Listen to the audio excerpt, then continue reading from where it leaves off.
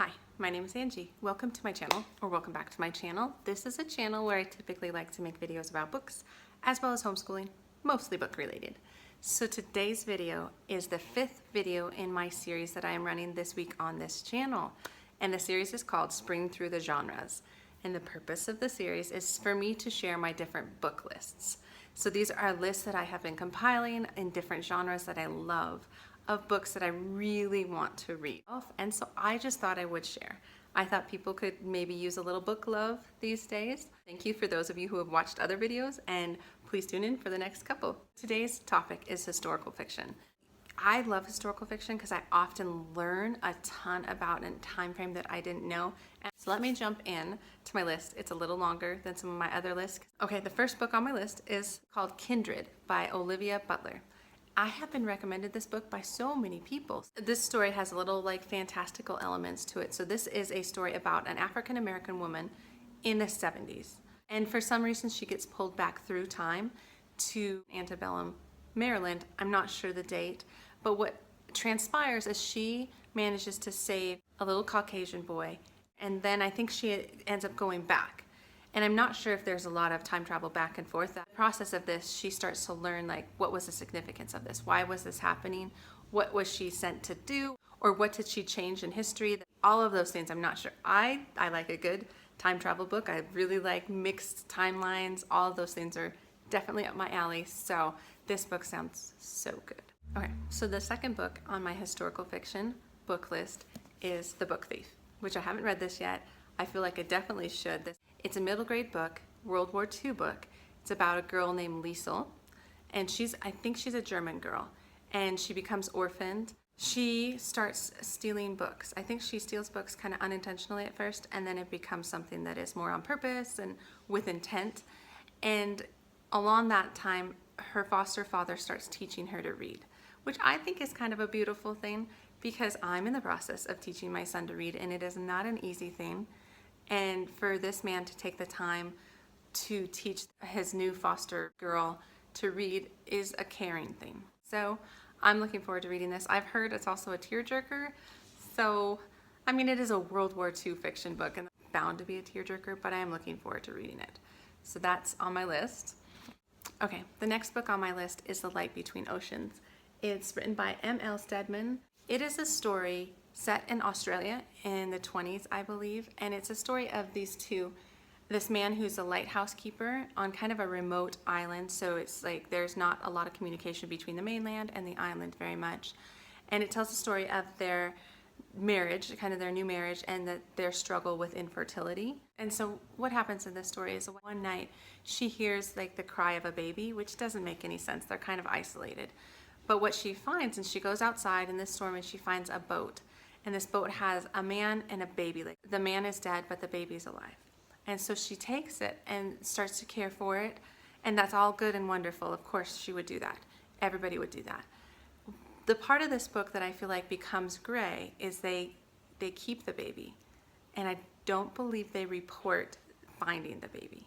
They start to fall in love with this child, they start to raise this child, and then they start asking the questions of, was this right? Is this something we should do? Should we report this? Is this something we need to report? So that just sounds really hard, but it sounds very touching as well. So I'm really looking forward to picking this one up. Okay. So the fourth book on my list I've had for a while, and I've featured in a couple other videos, and it's Burial Rites by Hannah Kent. So this was put out in 2013, and it's a story of the last woman who was executed in Iceland. The story, I think, begins with the fact that she has murdered 2 men, and then she has been sentenced to death. And Iceland just doesn't really have the equipment for execution, and so they kind of have to order it or something, so they need to put her somewhere, and they end up putting her on this farm, kind of this remote farm, prior to her execution date. And I think that is what mostly this book is about. It's about her being on this farm, but it's also about the family that owns the farm dealing with the fact that they have this woman living with them, not really with them, but on their property. It sounds really good. It sounds good in those big questions of right and wrong and things like that. Okay, so the 5th book I have been recommended and I have on my list is called The Life She Was Given, and it's by Ellen Marie Wiseman. Story really of 2 women. It's told during two different time frames, the 20s and the 50s. In the 20s, so it's the Depression era, there's this young girl. Her name is Lily. She has some sort of deformity. I actually don't know. But her parents are ashamed of her, it sounds like, and they keep her in the attic until the day they sell her to the circus. But then the 50s, it tells the story of a different woman, and I believe it's her sister. It says this woman inherited her parents' house, and she found this room in the attic that was just peculiar. There was all these things that didn't make any sense, and maybe she didn't even know she had a sister, and so she started to kind of investigate. I think this sounds really good, so I'm looking forward to this one. The next book on my list is a popular one. It's The Seven Husbands of Evelyn, Hugo by Taylor Jenkins Reid. This is a story about a movie star. And so she was a movie star in the 50s, and the story, I think, begins with her being old and her wanting to tell her story. She shares throughout her career, and she shares it in a way that it kind of goes from husband to husband because she was married 7 times. And so it shares like her first husband all the way through her 7th husband. And so I have heard just really interesting things, like people are just so drawn into this story that they almost think that these actors are real, and they want to look them up on Google and be like, what happened to this person? Was he really a movie star?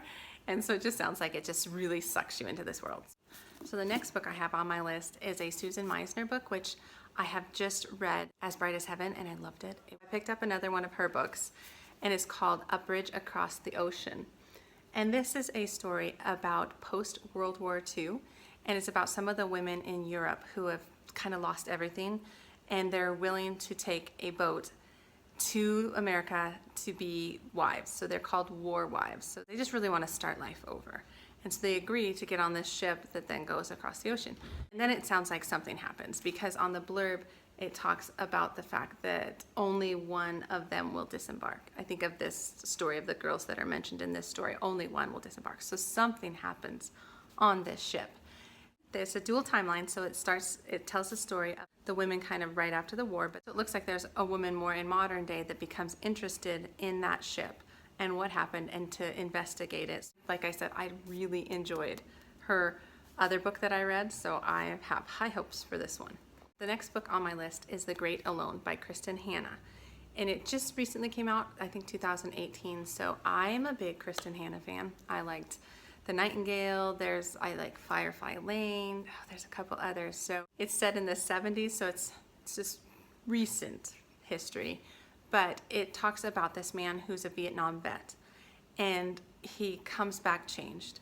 He is just so different and volatile and can't hold a job and angry and all these things, and he decides that it's best to leave society. So they move to Alaska, go through their first winter, but all the while this underlying story of this man who is not healthy and maybe not kind to his wife and daughter, and how they all handle that. So it sounds very complicated, and I've heard just great things about it. So I'm looking forward to that one.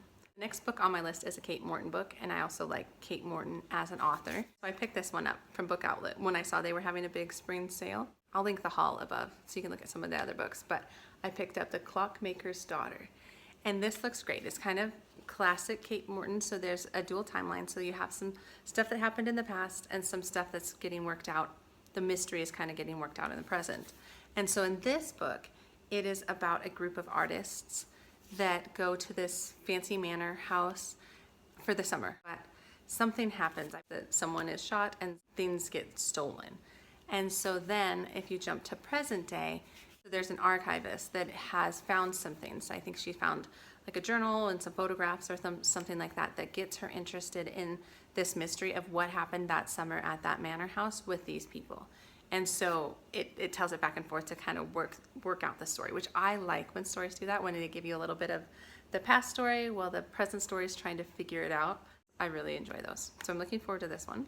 And then the final book on my list is called Lovely War by Julie Berry, a World War I and World War II story where it tells the love story of these two couples, how they fall in love and what happens and their situation and all of that. But the unique part about this book is it's told from the point of view of the Greek gods. So let me explain that.